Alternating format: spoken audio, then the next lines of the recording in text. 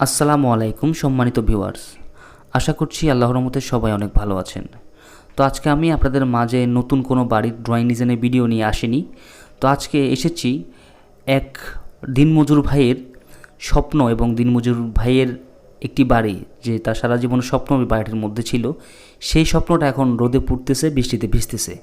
তো সেটি কেন হচ্ছে, আপনারা তো গতকালকে আমার চ্যানেলে দেখেছেন আমি নতুন একটি বাড়ি হ্যান্ডওভার করে সেই বাড়িটার ভিডিওটা গতকালকে আপলোড করেছি। তো আজকে আমি যখন এই বাড়ি দিয়ে যখন আমি যাচ্ছিলাম, মানে বাড়ির সামনে দিয়ে যখন যাচ্ছিলাম বাইক নিয়ে, তখন হঠাৎ করে আমার চোখে পড়ে এই বাড়িটি। তো বাড়িটা দেখে আপনাদের কী মনে হচ্ছে? প্রায় 2 বছর 2.5 বছরের মতো পড়ে আছে, এভাবে পরিত্যক্তভাবে পড়ে আছে। তা আমি তখন ওখানে বাইকটা ব্রেক করে আমি ভিতরে একটু হেঁটে আসলাম, হেঁটে ভিতরে ঢুকলাম। ঢুকার পরে আমি জিজ্ঞেস করলাম যে বাড়িটা কার। তখন পাশে একটা ছেলে আমাকে বললো যে বাড়িটার মালিক এখানেই থাকে, পাশেই ঘর, আপনারা দেখতে পাচ্ছেন ডান পাশে ঘর। তো ওনাকে আমি ডাকলাম, ডাকার পর আমি জিজ্ঞেস করলাম যে ভাইজান, যদি কিছু মনে না করেন, আপনার বাড়িটা এভাবে কেন পড়ে আছে, যদি আমাকে একটু বলতেন তাহলে আমি আমার যে ভিউয়ার্স আছে যারা মানে কেন পড়ে আছে আমি আসলে বিস্তারিত জানলাম। জানার পর আমি চিন্তা করলাম যে আসলে ভিডিওটা করে আমি আপনাদেরকে দেখাই, আপনারাও দেখেন কি ভুল করলে আসলে আপনাদের স্বপ্নটিও এভাবে বৃষ্টিতে ভিজতে পারে এবং রোদে শুকাতে পারে। তো অবশ্যই আপনারা যদি এই বাড়িটি কেন এভাবে পড়ে আছে বা কী সমস্যা হয়েছিল এই বাড়িটিতে, কেন কাজ করতেছে না, সম্পূর্ণ বিস্তারিত যদি আপনারা জানতে চান তাহলে অবশ্যই আমার সাথেই থাকুন। আর আমি চেষ্টা করব ইনশাল্লাহ আপনাদেরকে এই বাড়িটির কীভাবে কি রাখা হয়েছে এবং এখন পর্যন্ত কত টাকা খরচ হয়েছে সব বিস্তারিত আপনাদের মাঝে আমি উপস্থাপন করব। তো এখন আপনারা দেখতে পাচ্ছেন যে আমাদের এই বাড়িটির ভিতরে যে পোর্শনটা আপনারা দেখতে পাচ্ছেন, এখানে জানালা, এটা হচ্ছে আপনার একটি বেডরুম। তো বেডরুমের এখানে আপনারা দেখতে পাচ্ছেন যে একটি তাক বা শেলফ ঢালাই করেছে, যেটার আমি কোনো অপশন খুঁজে পাই নাই, সেটা কেন দিয়েছে আমি জানি না। তারপরে দেখেন যে পুরো বাড়িটিতে দেখেন যে ঘাতনিগুলো করেছে, ইট বের হয়ে আছে। মনে হয় মিস্ত্রিরা ঘাতনি করার পরে এখানে শল সুতা কোনোটাই ব্যবহার করেনি। তো মোস্ট ইম্পর্টেন্ট পয়েন্ট যেটা, সেটা হচ্ছে যে এই বাড়িটার মধ্যে অলরেডি শ্যাওলা ধরে গেছে। তো শ্যাওলা ধরলে বাড়ির যে কত বড় ক্ষতি হয় সেটা আসলে আপনাদেরকে আমি বুঝাইতে পারবো না। শুধু আমি কিছু সারাংশ বলবো, আপনারা একটু মনোযোগ দিয়ে শুনবেন। এই যে দেখতে পাচ্ছেন শ্যাওলাগুলো, এই শ্যাওলাগুলোর কারণে আপনি যখন প্লাস্টার করবেন তখন আপনার প্লাস্টারটা মানে শ্যাওলার উপরে তো করবেন না, আপনি যদি ক্লিন করেন সম্পূর্ণ শ্যাওলা কিন্তু উঠবে না।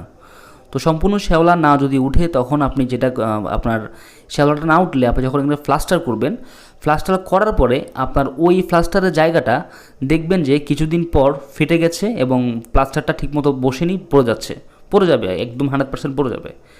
তো আসলে এই বাড়িটার মধ্যে ছাদ সহ এই বাড়িটা পুরোপুরি কমপ্লিট করতে মিস্ত্রি বলল যে এই বাড়িটা কমপ্লিট করতে 3টা বেডরুম, একটা টয়লেট, একটা কিচেন, সামনে বারান্দা দিয়ে যদি এরকম করে তাহলে ওনার খরচ হবে 5 লক্ষ টাকা। তো আপনারা অলরেডি দেখতে পাচ্ছেন এই বাড়িটির মধ্যে প্রায় 3,50,000 টাকা খরচ হয়ে গেছে। এখন 1.5 লক্ষ টাকা দিয়ে কি এই পুরো বাড়ি কমপ্লিট করা পসিবল, আপনারাই বলেন। তো অবশ্যই আমাদেরকে কমেন্ট করে জানাবেন যে আসলে আদৌ কি এই বাড়িটি অলরেডি 3.5 লাখ টাকা খরচ হয়ে গেছে। তো আসলে 3.5 লাখ টাকা কোথায় খরচ হয়েছে সেটা আমি ওনাকে জিজ্ঞেস করার পর উনি আমাকে যেটা বলল যে ওনার এখানে 14টি কলম আছে এবং 14টি কলমের নিচে উনি প্রায় 14টি বেসই করেছে, যার সাইজ উনি 2 ফিট বাই 2 ফিট করে বেসগুলো ঢালাই করেছে। তো দৈর্ঘ্য প্রস্থ 2 ফিট 2 ফিট করে রেখেছে এবং ঢালাইটা দিয়েছে উনি 15 ইঞ্চি করে। তো আসলে যেহেতু আমাদের এই বাড়িটির মধ্যে কোনো সিঁড়ি নেই, তো আমাদের সেহেতু ফাউন্ডেশনও যেহেতু নাই, সেহেতু আমরা কেনই বা বেস দিব, আমরা বেস ছাড়াও তো এই বাড়িটি কমপ্লিট করতে পারতাম। তো দেখেন সাধারণ অল্প একটু ভুল, সেটা হচ্ছে যদি দক্ষ একজন ইঞ্জিনিয়ার যদি ওই ডিজাইনটি করতো অথবা যদি তাদের পরামর্শ নিত ডিজাইন না করে, তাহলে কিন্তু এই ভুলটা ওনার হতো না। তো আসলে দেখেন এখন এখানে যে বাড়িটা যদি উনি পারতেছে না কমপ্লিট করতে, পারতেছে না বাড়িটা এভাবে রেখে দিতে, তো আসলে উনি আমার কাছে পুরোপুরি কান্নামুখী হয়ে গেছে যে আসলে আমি জীবনে অলরেডি একটা ভুল করে ফেলেছি। তো যেটার মাসুল আমি জানি না কবে, মানে কতদিন পর্যন্ত আমার মাসুল দিতে হবে। তো উনি আসলে বাড়িটা আর কমপ্লিট করতে পারবে না, এটা এভাবেই পড়ে থাকবে, কারণ এটা কমপ্লিট করতে গেলে এখনও খরচ হবে প্রায় 8 থেকে 9 লক্ষ টাকা। আর দেখেন আপনারা এই রুমটার মধ্যে যে উনি এখানে যে একটি তাক দিয়েছে সেটার মানে আমি আসলে বুঝলাম না। যদি আপনাদের জানা থাকে অবশ্যই আমাদেরকে কমেন্ট করে জানাবেন যে কেনই বা উনি এইটার মধ্যে এই জানালাটার এই পাশে একটি তাক ঢালাই করেছে, সেটা আমাদেরকে অবশ্যই জানাবেন। তো বন্ধুরা, তো এখন এই বাড়িটির 14টা কলমের নিচে যে 14টা বেস ঢালাই করেছে, যেটা সাইজ রাখা হয়েছে 2 ফিট বাই 2 ফিট করে, এখানে একটু বেশি টাকা গেছে। তারপরে দেখতে পাচ্ছেন যে এখানে যে ঘাতনিগুলো করা হয়েছে, ঘাতনির মধ্যে কোনো সল সুতা ব্যবহার করেনি, যার জন্য ঘাতনিগুলো অলরেডি বের হয়ে আছে, আপনারা নিচকেই দেখতেছেন। তো ভিউয়ার্স, আসলে এখানে যে মিস্ত্রি যে ওনাকে বাজেটটা দিয়েছে, সেই বাজেটটা কোনোদিনও আসলে এই বাড়িটি কমপ্লিট করা পসিবল হয় মানে হবে না। যদি হতো, এটা ব্রিক ফাউন্ডেশন হতো, তাহলে উনি আসলে কমপ্লিট করতে পারতো। তারপরে আরেকটা ভুল যেটা করে, উনি এ পর্যন্ত যেহেতু এই বাড়িতে 3.5 লাখ টাকা গেছে, তো আসলে এতটুকু না করে উনি যে ঘাটতিটা করেছে, ঘাটতিটা না করে উনি যদি উপরে ছাদ দিয়ে দিত, তাহলে হয়তো বা যে বৃষ্টিটা বাড়ির ভিতরে ঢুকতো না এবং এই বাড়িটির ভিতরে শ্যাওলাও পড়তো না। তা আপনারা অবশ্যই যারা দীর্ঘ সময় নিয়ে আপনাদের বাড়ির কাজটি সম্পূর্ণ করতে চান, তারা অবশ্যই আগে কলমগুলো তোলার পরে অবশ্যই চেষ্টা করবেন ছাদ দিয়ে দেওয়ার জন্য। ছাদ দেওয়ার পরে আপনারা ভিতরে আপনাদের ঘাতনি প্লাস্টার যে কোনো কাজ করুন, কোনো সমস্যা হবে না ইনশাল্লাহ। আর চেষ্টা করবেন 2 বছরের মধ্যে আপনার বাড়িটি পুরোপুরি কমপ্লিট করতে। আপনি প্রয়োজনে 1 বছর বা 6 মাস পরে আপনার কাজটি ধরেন, তাতে কোনো সমস্যা নাই।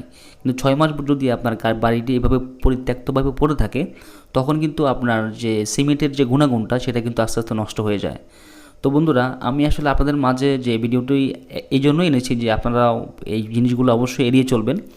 আর আমার চ্যানেলে যেহেতু আপনারা সাবস্ক্রাইব করে রেখেছেন, অবশ্যই আপনারা আমার পক্ষ থেকে আমি যেটা জানি, যেটা বুঝি, অবশ্যই আপনাদেরকে হেল্প করার চেষ্টা করব, যাতে করে আপনারা বাড়ি করার সময় অন্তত একটু উপকার পেতে পারেন আর কি। তো বন্ধুরা, খুবই খারাপ লাগছে ওনার জন্য। তো সবাই দোয়া করবেন যাতে উনি এই বাড়িটার কাজ সম্পূর্ণ কমপ্লিট করতে পারে। আর আমি আমার জায়গা থেকে ওনাকে যথেষ্ট পরিমাণে হেল্প করার চেষ্টা করব, সেই জন্য আমি আমার ফোন নাম্বার ওনাকে দিয়ে এসেছি। তো বন্ধুরা, আজকের ভিডিওটি আপনাদের মাঝে অবশ্যই বোঝার জন্য বা আপনারা ভুলগুলো যাতে না করেন সেই জন্য এনেছি। তো আপনারা অবশ্যই ভুলগুলো এড়িয়ে চলবেন। যদি কোনো সমস্যায় পড়েন, আমার সাথে যোগাযোগ করবেন, আমি আমার সাধ্যমতো আপনাদেরকে হেল্প করার চেষ্টা করব।